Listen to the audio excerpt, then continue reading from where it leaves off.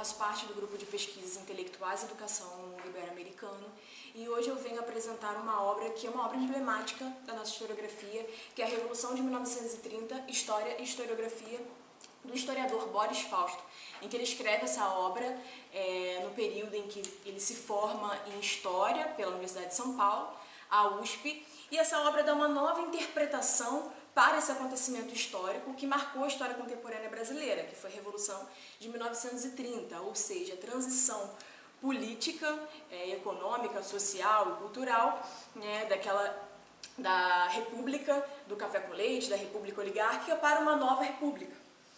Nesse sentido, o historiador Boris Fausto, no início da sua obra, ele vai falar das teorias vigentes até o momento da sua escrita, ou seja, as correntes historiográficas mais badaladas no momento, que seriam quais? No primeiro momento ele vai falar das teorias dualistas e depois das teorias das classes médias. O que seria isso? As teorias dualistas observavam a Revolução de 1930, ou melhor, sintetizavam essa revolução como uma revolução burguesa. O Boris Fausto vai atentar por algumas complicações dessa teoria. No caso, essa teoria dualista, ela observava essa revolução por uma contradição básica. O que seria essa contradição básica? Seria o setor agroexportador brasileiro, atrelado ao imperialismo e sendo visto como semi-feudal, e o setor industrial, né, a burguesia industrial, uma indústria ainda em ascenso e que teria força para combater esse setor agroexportador, né? No caso, o Boris Fausto ele vai refutar essa teoria. No caso, o setor industrial era visto como capitalista, né, nesse momento, o setor agroexportador como semi-feudal, e ele vai refutar dizendo que não havia essa contradição básica entre esses dois setores, e eles se complementavam muitas das vezes. E os industriais, naquele momento, né, o momento pré-revolucionário, era de acordo com as práticas do sistema anterior, né, à Revolução. Então, ele vai usar dados estatísticos, livros de época, artigos, leis, para complementar o seu argumento. No caso das indústrias, ele vai falar o seguinte, que essa indústria ela não toma posse do poder na Revolução de 1930, até mesmo porque é uma indústria muito incipiente, ela está em desenvolvimento ainda. Então ele vai usar os dados estatísticos para comprovar esse argumento. Em relação à teoria das classes médias, ele de certa maneira ele vai se aproximar mais dessa do que da dualista. Só que tem um ponto-chave que ele vai discordar totalmente, que seria em relação aos tenentes. O que seria? Para o Boris Fausto, o movimento tenentista foi extremamente importante para a Revolução de 1930. Foi praticamente um estopim da Revolução.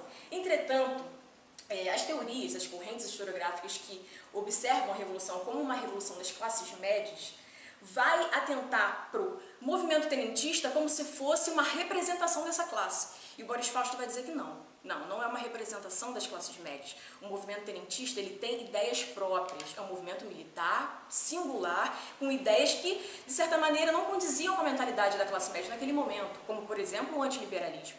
Então ele vai apresentar essas teorias e vai refutá-las e até mesmo complementá-las. Essa obra é extremamente importante para quem quer estudar a Revolução de 30, né, não só no campo da história, mas para outros campos do conhecimento. Sendo assim, apresentando as teorias, o Boris Fausto ele vai dar a sua versão, a sua interpretação sobre o acontecimento histórico. Que seria o quê? O Boris Fausto não dá um fator que levou à Revolução de 1930, em sim diversos fatores. E ele vai focar principalmente no fator político e não no fator econômico. Ele vai dizer que ali havia uma crise política dos regionalismos. No caso, um rompimento já de algumas oligarquias com o modelo vigente. Nesse sentido, a República do Café com Leite, já tendo os problemas políticos, vai ser agravado ainda mais por movimentos intra-oligárquicos. Aí entra a questão dos tenentes, que o Boris Fausto vai falar que é extremamente importante para a gente entender esse processo revolucionário, porque eles foram, sim, decisivos. No sentido de que o movimento tenentista ele foi extremamente importante para combater a República do Café com Leite. Outro acontecimento também extremamente importante, mas no viés econômico, foi a crise de 1929.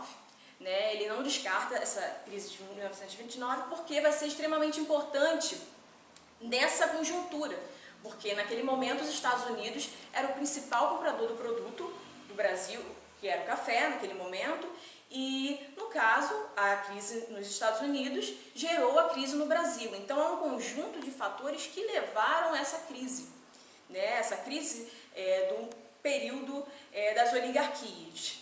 Então o Boris Fausto ele dá essa nova interpretação, ele vai falar sobre outras coisas também em relação principalmente ao estado de compromisso, o que significa isso? É o pós-revolução, vai falar que essa crise ela não acaba com a revolução, e sim é uma crise que se intensifica também no pós, com a Revolução Constitucionalista de 1932 e diversos outros fatores importantes.